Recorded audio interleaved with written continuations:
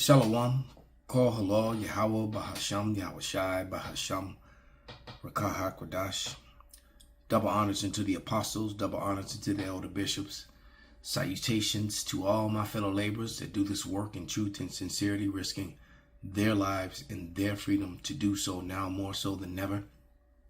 The would-be judges, the 144,000, and the scattered elect that are scattered around the four corners of the earth, among the heathen nations that have the appearance of the heathen nations, the Israelite foreigners. This is not a black thing. And to the few Akwaf that are listening and learning, to you, I say Shalom. This is your brother Malcolm from the branch of the Great Millstone here in Chicago, coming at you with another lesson in truth. And this is Shahid Bolson,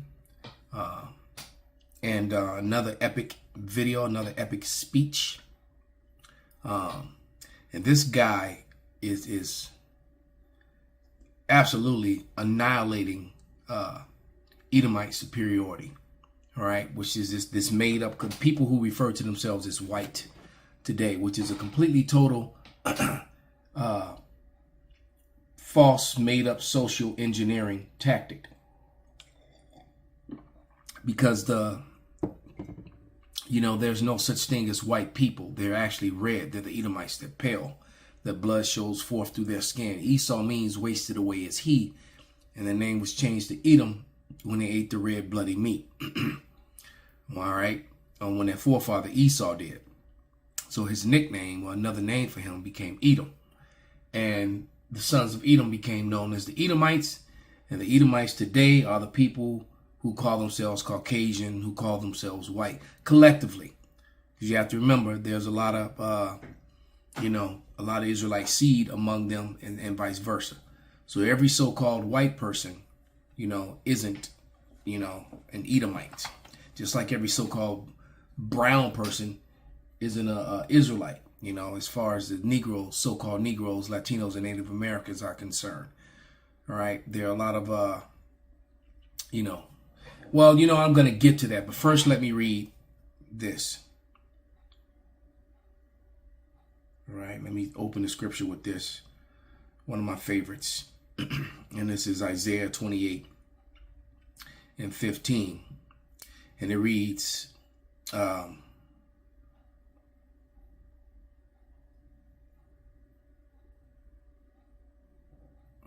a minute, not Isaiah. Isaiah 29. 15. Yeah, Isaiah 28, 29. Woe unto them that seek deep to hide their counsel from Yahweh, and their works are in the dark, and they say, who seeth us? And who knoweth us?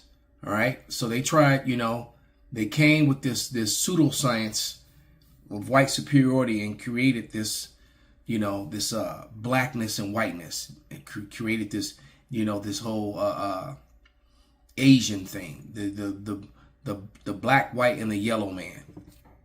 All right. And there's really no such thing. People are different shades of brown, swarthy, and people are different shades of red. And that would be pale people, Edomites. It's as simple as that, because the whole world is swarthy or tawny.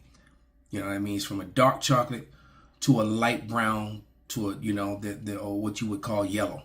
Yellow is a derivative of brown. And the small population, it could collectively, of people who are actually pale. All right, that would be, so-called white race. And this is Isaiah 25 and 7, and it reads, and he will destroy in this mountain the face of the covering cast over all people, and the veil that is spread over all nations. And I read this because he's going to say some things that are very true. And then he's going to say some things that are a little off, because either he doesn't know or he just doesn't want to speak on it. That the fact that white people aren't white and black people are actually brown. Physically, visibly, when you look at them, brown complexion. All right. So once again, black and white are social, falsely created social engineering. Okay, so without any further ado, Mr. Shahid Bolson.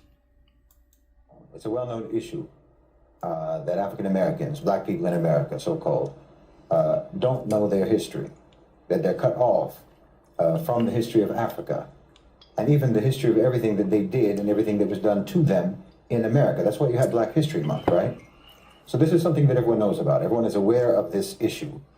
But the truth is that so-called white people don't know their history either. Their history in America or their history in Europe. Americans generally don't know history. And this is very true.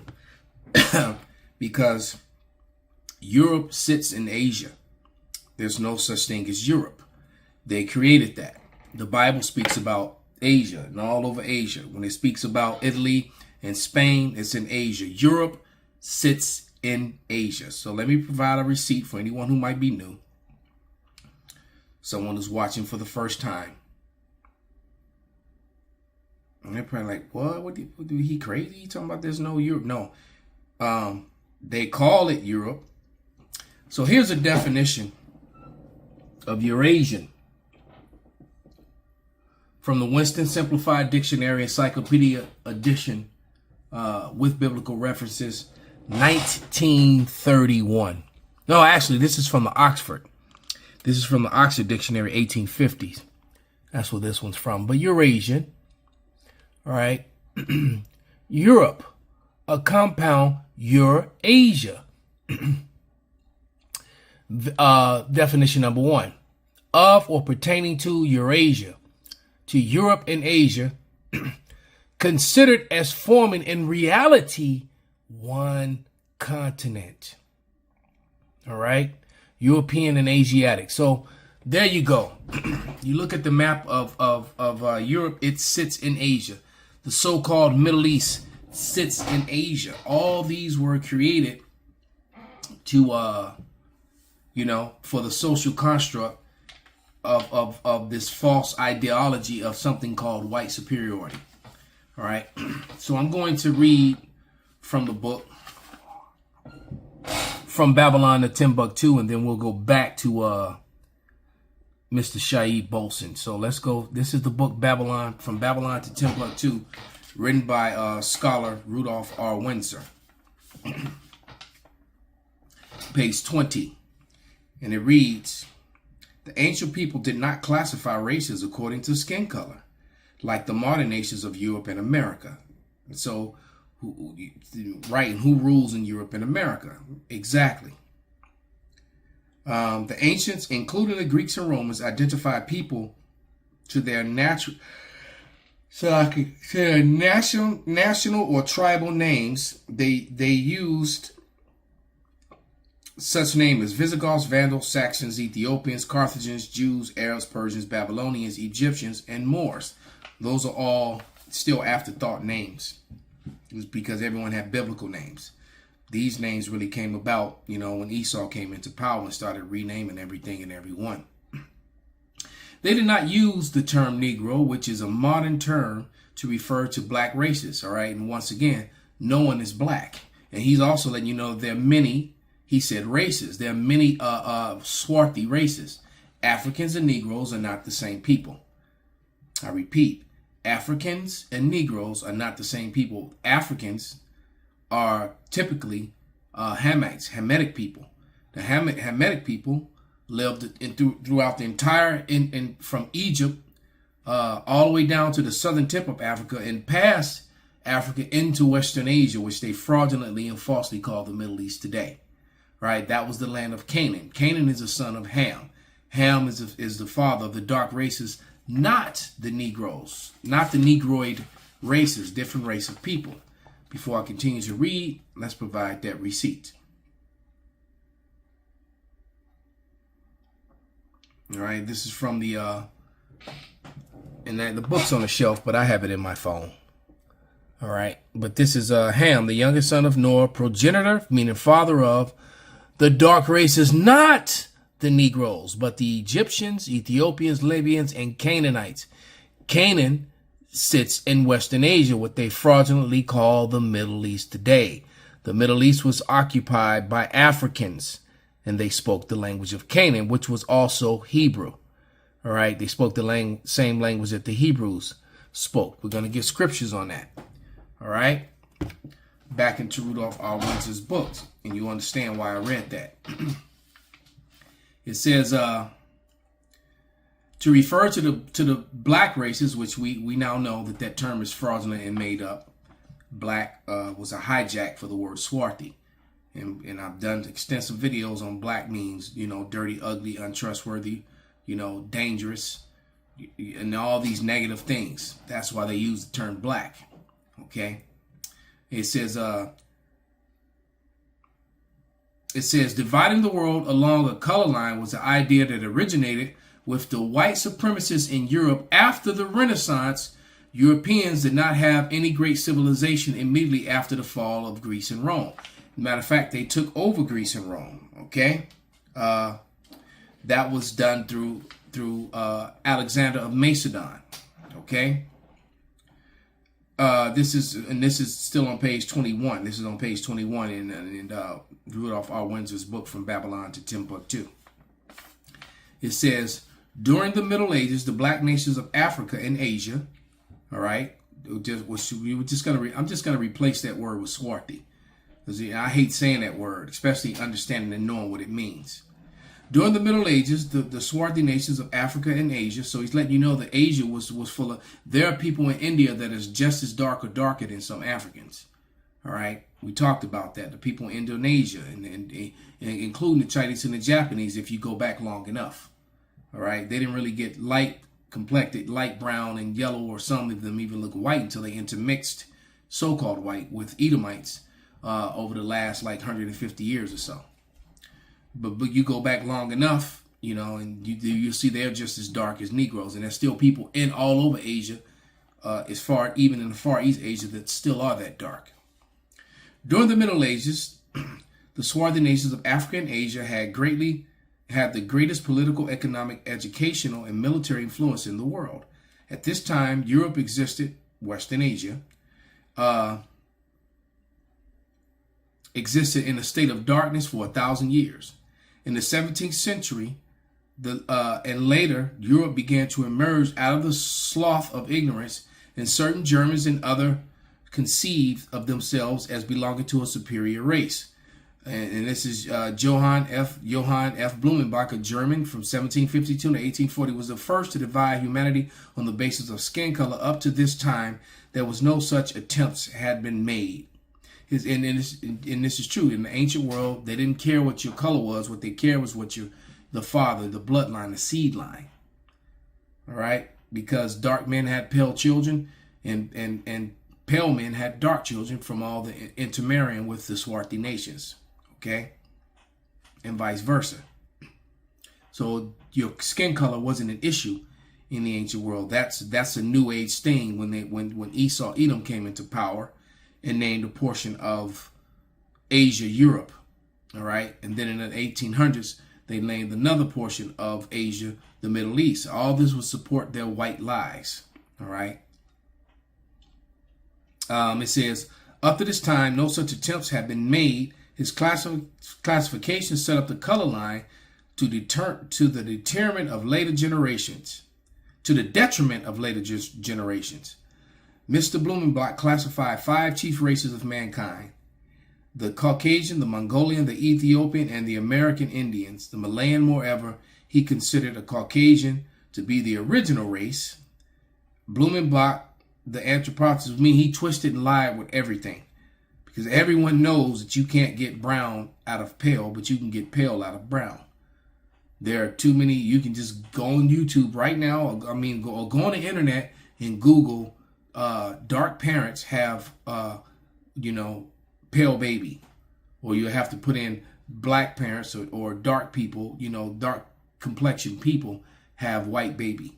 All right, it happens. Okay, not the other way around. No two pale people are going to produce a brown child unless the woman slept with the brown man behind the pale man's back. Period. Which happens a lot. It says, Blumenbach, the anthropologist, named the whites after the Caucasus Mountains, and see they're not even from Asia. All right, they came from, they came, actually they came, I stand corrected. They came from Jordan, all right, in Mount Seir, Petra, which is in what they fraudulently call the Middle East, right, in the land of Georgia, which is just below south of Israel. They didn't come from the mountains of Asia, near the Caucasus Mountains. So the Caucasus Mountains had nothing to do with complexion, all right? So that was the marrying pseudoscience, false science. Timothy warned us about that. Is that 1 Timothy 6:20?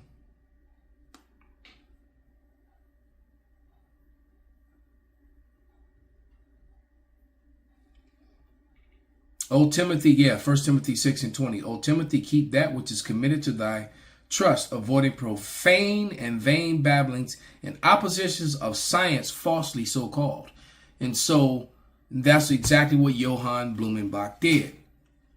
Pseudoscience, false science. And what he did eventually is that through his lies about race, they connected Ham, Shem, and Japheth with the Negroid, the Caucasoid, and the Mongoloid. All right, so basically that's what they're doing when they try to say that people in Europe is a part of Asia. Asia has always been swarthy and tawny. All right, read Ben Franklin's letter from 1751. All right, and then they try to say that the white people came from the Caucasus Mountains, and that everybody, and then the other people were Mongoloids, and they were just brown and yellow, which is all a lie. All right, but it says these is speaking on the Caucasus Mountains. These mountains are situated between the Black and Caspian Sea, because he thought the purest, so-called white people originated there. Blumenbach was a racist, and so was J.A. Gobineau, the third man by the name of H.S. Chamberlain, wanted to advance white supremacy and white Nordic race and its culture. So they created all these things, right? There's no Nordic in the Bible, and those people and when you check the records, the people that lived all through those lands were dark. The Vikings were not so-called white people. So once again, what these men did was they connected Ham, Shem, and Japheth to Negroid, Caucasoid, and Mongoloid. So this is chapter 3, page 26 in this book, from Babylon to Timbuktu. All right, and it makes me think about the intro from Who is Esau Edom, when it says this material presents the strong meat of God's word, which was intended to edify and nourish strong Christians. It thus is specifically intended for those who have the advanced stage of understanding the racial perspective of the Bible. All right, and the racial perspective of the Bible had nothing to do with color. It had everything to do with bloodlines. All right. Okay, so it says Sumerians and Babylonians and Ethiopians were black. We know that means swarthy. All right, and where were these Sumerians and Babylonians were where? Were in Western Asia. All right, where the Canaanites were. They contributed much to the advancement of civilization because they studied astrology. They were capable of formulating many principles of astronomy. These black people, swarthy people, were gracious and skillful that they were able to divide the years into months, weeks, hours, minutes, seconds. In mathematics, they developed the decimal system. Remember, it was Abraham, according to the Josephus, that brought mathematics to the Hamites. The most famous of the Babylonian kings was Harumbai, who ruled about 2150 BC. He was outstanding for his codification of the system of laws founded on retaliation as the punitive measure for crime. He also established a 7-day week, which the last day or Shabbat. So you know this was the Israelite that did this and not some African. This idea was adopted by the Hebrews. No, it was not. This was the laws in the Bible. So that was a fabrication. And then transmitted to the Greeks, Romans, and other Europeans. All right. The literature of the Babylonians is quite interesting. Long ago, these black people, swarthy, wrote with a sharp instrument on clay tablets. Thousands of these tablets have been found. Some have disclosed a popular work known as Enuma Elish Creation Epic, the story of how the world began, derived from the Babylonians, which is a lie. The Tower of Babel, it says, after the dispersal of mankind, the Tower of Babel, which is found in that story, is found in the Bible, had nothing to do with Babylonians. All right. After the dispersal of mankind, the Tower of Babel, the Black Hamites, there's only one way to be, because they came up with a Hamitic theory and said that the North African, Africans were pale. That was something called the Hamitic theory that these racist Edomites came up with, which is a complete and total lie. The relics prove that. Said these Black Hamites settled in the land of Canaan. Later on was called Israel. That is true. The land of Canaan is named from the youngest son of Ham. We just read about that. All right. So we know that the Canaanites, because they always show you Goliath and his people as white people, and guess what? Goliath and his people go back to Canaan. All right. His son Philistim. So so that's another lie that they caught in. Okay. The Canaanites, primitive aborigines of the land of Canaan, we call them Africans because their blood relationship to the other inhabitants of the African continent, and this is true. All right, there were 11 Canaanite tribes living in the land of Canaan and surrounding it before the black Israelites possessed it. And there's no need to, it's a redundant statement to call swarthy people. Remember, they came up with that label black because the Bible doesn't call them black Israelites. The Bible just referred to them as Hebrew Israelites. Note Corinthians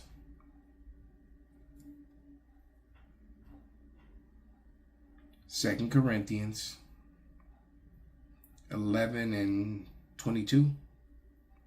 Are they Hebrews? So am I. Are they Israelites? So am I. Are they the seed of Abraham? So am I. Okay? So it had nothing to do with blackness. Now I'm going to, now that we've, sorted all that out, it also tells you on page 84, it says, in the year 65 BC, the Roman armies under General Pompey captured Jerusalem in 70 AD. Vespasian and his son Titus put an end to the Israelite state with great slaughter during the period of the military governors of Palestine, which were now being ruled by white people, so-called white people, self-proclaimed, because Alexander set up Ptolemy.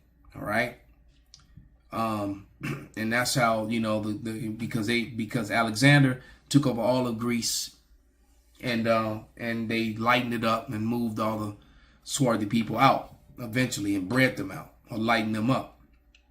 Right? It says Titus put an end to the Israelite state with the great slaughter during the period of military governors of Palestine. Many outrages and atrocities were committed against the residue of the people. During the period from Pompey to Julius, it had been estimated that over 1 million Judeans fled into Africa, fleeing from Roman persecution and the slavery, and the slave markets were full of black Jewish or Judean slaves. That's how the so-called black people got into Africa, and that's their history in Africa that he didn't talk about. It was important for me to bring these facts out. All right, so let's go up to about the 13-minute and let him annihilate Esau Edom. Morning when you come to, holding your hand, your protector. Oh, it's insidious. Uncle Sam is a serial killer. The son of Sam's got nothing on Uncle Sam. Damn. Uncle Sam is the most prolific, psychopathic, diabolical, demonic mass murderer in history. This is true. I mean, look at that poster again, that Uncle Sam poster, that I Want You poster. Think about that. You would think that a character who's supposed to represent the great democratic America would actually be asking the people, what do you want? Not demanding, I want you to go off into the meat grinder of World War I and World War II. Over 500,000 American soldiers killed in Europe and in Asia, thousands of miles from the United States. And then basically some 20-something years later, the same message is repeated. And it's heralded as a great quote, it's heralded as a great statement from John F. Kennedy. Ask not what your country can do for you, ask what you can do for your country. Why? That's not how this works. Talk about gaslighting. Imagine if someone said that in a relationship. You know, I need you to do this and that and the other, and don't even ask me about what you need me to do for you. No, your government, your power structure hates you. But worse than hating you, they don't even respect you. And like I said, a major reason for that is that they have perfected the process of completely wiping out your memory. But the power structure has a memory. Mm-hmm. So you understand, that's what's really meant by history repeating itself. People think that this is some sort of natural law. No, it's not natural law. It's just the unchanged, consistent behavior of a predatory power structure. It's the law of if it ain't broke, don't fix it. Meaning they've been doing the same thing for a very long time. And the system works for them. So they have no reason to change it. And they never will change it until you change. And that's why they want to make sure that you never know what's going on. They want to make sure that you never know what's been going on. And why they keep you basically like a crackhead. I'm serious. Just like a crackhead. The American population, you know, is like a crackhead. Extreme desperation for short-term gratification. Yep. Complete memory blackouts. No recall of past consequences of their actions. You know, mood swings, volatile. And when you bring up Edomite history, they want to call it CRT, critical race theory, because it's so hurtful, it's so malicious and hateful and embarrassing. They don't want their children to know it. They want to not acknowledge that they raped, robbed, murdered their way into power, into wealth, and pass it on for generation and generation to their own. Erratic, can't cope with reality, and you'll sell your dignity just to get some relief. That's why they don't respect you. The same way that a drug dealer doesn't respect a crackhead. Because they can treat you any kind of way, and you'll accept it. You'll accept it as long as you can get a hit of propaganda, a hit of entertainment, a hit of distraction, or what have you. Anything to just help you forget the reality that you live in. But Allah subhanahu wa ta'ala said that the condition of a people will not change until they move to change it themselves. And that's why they've neutralized you, because otherwise history might not repeat itself. Because they're the ones who are making history repeat itself by just continuing to do what they've always done. You understand what I'm saying? See, this isn't cyclical, it's constant, uninterrupted. The oppression, the violence, the exploitation, the predation. This is all static, unchanging. You know, you say history repeats itself, it makes it sound like you're talking about a cycle, but it's not a cycle. It's not even a loop. It's a straight line, and it has never swerved, not even once. It's one scene. It's the same scene, year after year, decade after decade, and all they ever do is maybe change the lighting to make it look different, to make it look new, but nothing has changed. But you won't know that as long as you have no memory, as long as you have no actual memory. Not the implanted fake memories of the past that they put in your mind, but a real memory. Which is false history. You'll actually think that you're looking at something new because you don't remember. You don't remember that it's always been this way. And that's why they want you to be so desperate to forget. You know, it's like they say, the best predictor of future behavior is past behavior. So the best way to be able to continue negative and destructive behavior into the future. Yeah, I find it interesting that when it comes to the Holocaust and when it comes to 9/11 and things like that, which have questionable, well, what, you know, the whole motto is never forget. But when it comes to the 500 years of oppression, rape, rob, murder, robbery, theft, and oppression, we're told to get over it. Forget about it. Is to try to falsify your history. I mean, most people don't even care about history in America. That's a fact. They're already just ignorant. But the ones who do have an interest in history, they're fed a fictitious history. Yep. So they're even worse than someone who's just ignorant. They're even worse than someone who knows nothing. Because it's actually better to just know nothing than to believe something false. Giving an example, Italian people worshiping, Columbus Day, and Columbus was not an Italian. Columbus' real name was Cristobal Colon. All right, he was Jewish. He was just, Spanish. Come on, man. So there you go. That's just one example. All right. And we're not even going to talk about the evidence against the narrative about, 911. The one who doesn't know anything can at least learn. They're at least empty, and information can be put in that emptiness. Whereas someone who already believes something false thinks he already has the knowledge, thinks he already has the information, and that makes him immune to learning. And that's those wacky tacky Christians that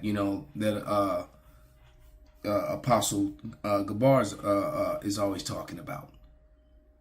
All right, they're coming up there, with these notions of lies that they're sold on, and then the truth, it sounds so strange to them because it doesn't fit the narratives that they've been taught. But then their narratives don't fit either. The average Christian has a different doctrine from church to church. But then, of course, there's also the fact that the history is so horrific, the history is so brutal, that there's already a built-in incentive to deny or to dismiss it. There it is. Because it can be absolutely soul-crushing to try to come to terms with. Ooh. Like I said, it's like finding out that your parent is the BTK killer. How do you process that? And see, that's the thing with Edomites. The reality of what they've done and how they got their wealth is so disheartening that they don't want to hear about it. But we're going to let you hear about it because this is what's going to happen to you. This is Ezekiel 25 and 12. And it reads, "Thus saith the Lord power, because the Edom have dealt against the house of Judah by taking vengeance, and have greatly offended, and revenged himself upon them. Therefore thus saith the Lord power, I will also stretch out my hand upon Edom, and will cut off man and beast from it, and I will make it desolate from Teman, and they of the Dan shall fall by the sword, and I will lay my vengeance upon Edom by the hand of my people Israel, and they shall do in Edom according to my anger and according to my fury, and they shall know my vengeance, saith the Lord power." Esau's got hell to pay. Call halal Yahweh Bashim Al Shai Bahasham Wakahak Wadash Kwam Yastarala Abad Babal.